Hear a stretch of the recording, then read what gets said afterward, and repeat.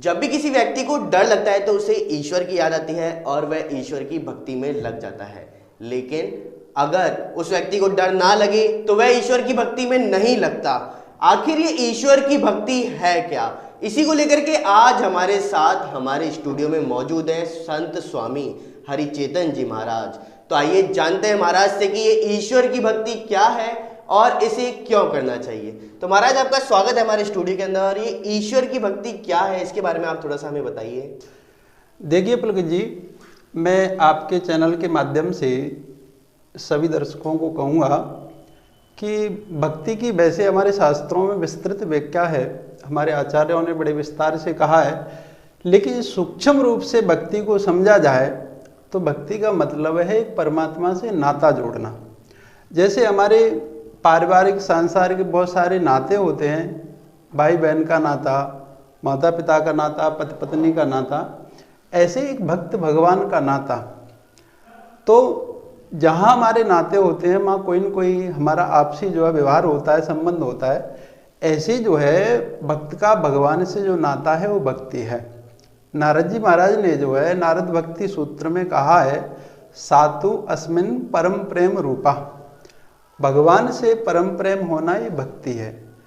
भज सेवायाम धातु से भक्ति शब्द बनता है, जिसका मतलब है सेवा भाव से भगवान से जुड़ना, समर्पण भाव से भगवान से जुड़ना।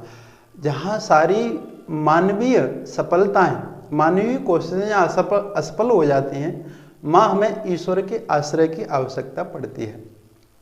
क्योंकि हमारे जीवन की अदृश्य डोर जो है परमात्मा के हाथों में है। जब ये बोध हो जाए तो हम स्वाभाविक जो है ईश्वर की ओर बढ़ते हैं।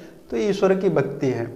पूजा आदि करना भी ईश्वर की भक्ति है, कथा आदि में प्रीति रखना भी ईश्वर की भक्ति है, आत्मरति होना भी ईश्वर की भक्ति है। ये सब ईश्वर की भक्ति के स्वरूप हैं।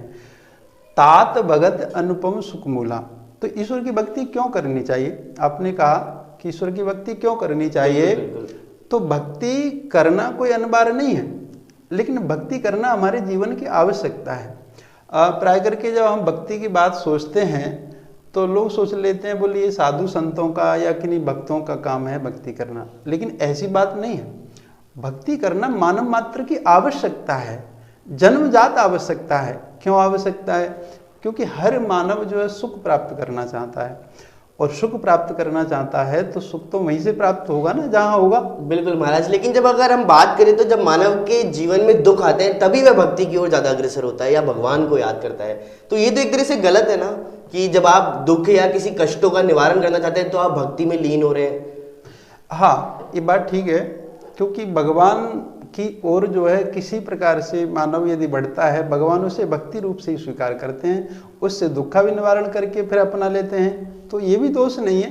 किसी भी स्थिति से आर्थ जिज्ञासु अर्थार्थी धन की इच्छा से भगवान की ओर जाए, दुख के कारण जो भगवान की ओर बढ़ जाए, प्रेम से भगवान की ओर बढ़े, ये सब भक्ति के रूप हैं। भगवान के अंदर कोई दोष नहीं है, क्योंकि उनके अंदर कोई स्वार्थ नहीं है। जीव स्वार्थी है, लेकिन भगवान के पास जाकर के उस सबकी पूर्ति होती है। तो देखिए, भगत तात अनुपम सुख मूला। भक्ति परम सुख का मूल है। और जब हम भगवान से नाता बनाएंगे तो हमें उस स्वाभाविक उस सुख की आनंद की प्राप्ति होगी, हमारी सारी इच्छाएं पूर्ति होंगी। जैसे हम कोई बड़े व्यक्ति से नाता बनाते हैं तो उससे हमारे बहुत सारे काम पूरे होते हैं, ऐसे ही हम भगवान से नाता बनाएंगे तो संपूर्ण कार्य उससे पूरे होंगे। इसलिए भक्ति करना जो है मानव मात्र का लक्ष्य है। तो महाराज भक्ति किस प्रकार से करनी चाहिए, कैसे मतलब इसकी तरफ ज़्यादा अग्रसर होना चाहिए, इसके बारे में थोड़ा सा बताइए। देखो, इसमें शास्त्रों में इनके लिए अनेकों प्रक्रियाएं विधि हैं, लेकिन भक्ति का सरलतम रूप है भगवान के प्रति अपना संबंध स्थापित करना।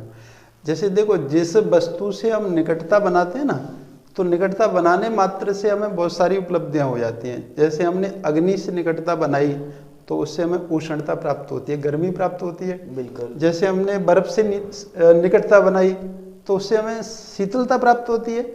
ऐसे ही हम भगवान से निकटता बनाएंगे, संबंध बनाएंगे, अपनापन बनाएंगे तो सारी खुशियाँ, समृद्धि, सब कुछ जो हमें प्राप्त होगा। तो भक्ति का सरलतम रूप है कि भगवान के प्रति समर्पण भाव, अपनापन। जहाँ अपनापन हो जाएगा तो स्वाभाविक भगवान से संबंध हो जाएगा। और हम स्वाभाविक भगवान को याद करेंगे, स्मरण करेंगे, जैसे गोपियों ने किया। ये सरलतम रूप है। और वैसे तो शास्त्रों में बहुत सारी विधि हैं, पूजा के माध्यम से, कथा श्रवण के माध्यम से, स्मरण के माध्यम से, जप के माध्यम से, संतों के संग के माध्यम से, ये सब भक्ति के अपनाने के ही रूप हैं। लेकिन महाराज मेरा आपसे एक प्रश्न है कि भक्ति करने से लोगों को भगवान प्राप्त होते हैं, ऐसा कहा जाता है, तो क्या ये बिल्कुल सही है?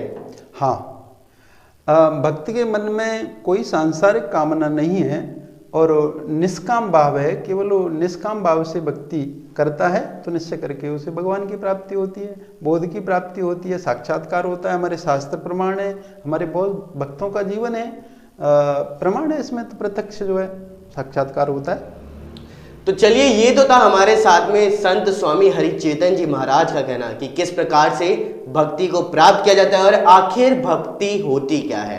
तो आज के इस खास प्रोग्राम में बस इतना ही। देखते रहिए न्यूज़ 19। नमस्कार।